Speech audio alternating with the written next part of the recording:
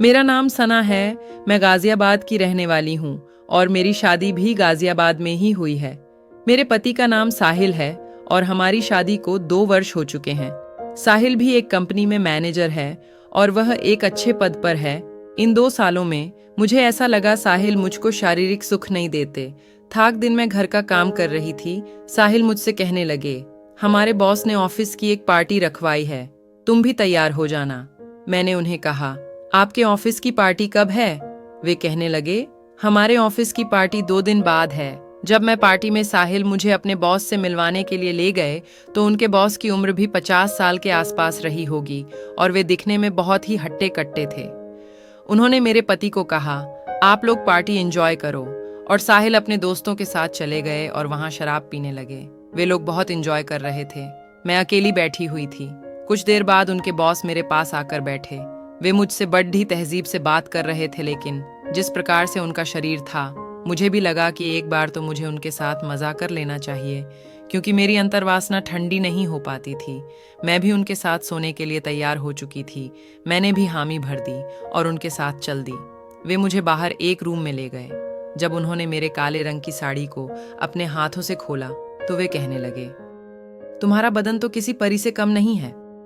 उन्होंने मुझे अपनी गोद में बैठाया तो मैंने पैंटी और ब्रा पहनी हुई थी। धीरे धीरे उन्होंने मेरे स्तनों के अंदर हाथ डाल दिया।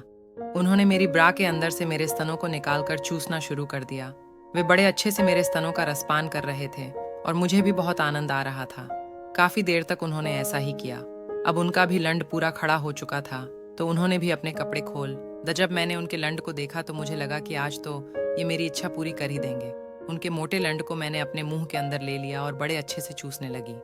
वे इतना खुश हो गए कि उन्होंने मुझे वहीं बिस्तर पर लेटा दिया और मेरी पैंटी को बड़े प्यार से उन्होंने अपने हाथों से निकाल दिया। जब उन्होंने मेरी योनि के अंदर अपनी उंगली डाली तो मैं भी उत्तेजित हो गई थी। अब मैं चाहती थी कि वे अपने लंड को मेरी गर्म छूत में घुसा दें। मैंने उनको अपनी तरफ खींचा तो वे समझ गए और मेरे नंगे बदन के ऊपर आ गए। उन्होंने अपने मोटे लंड को मेरी योनि की दरार में टिकाया और आगे पीछ होकर छूत में लंड डालना शुरू किया, पर वे मेरी कसी मुलायम योनि के अंदर नहीं घुसा पा रहे थे। उनका लंड मोटा था और मेरी छूत कसी थी। फिर भी वे इतना खुश हो गए कि उन्होंने मुझे वहीं बिस्तर पर लेटा दिया और मेरी पैंटी को बड़े प्यार से उन्होंने अपने हाथों से निकाल दिया। जब उन्होंने मेरी योनि के अंदर अपनी उंगली डाली तो मैं भी हो गई थी। अब मैं चाहती थी कि वे अपने लंड को मेरी गर्म छूत में घुसा दें। मैंने उनको अपनी तरफ खींचा तो वे समझ गए और मेरे नंगे बदन के ऊपर आ गए।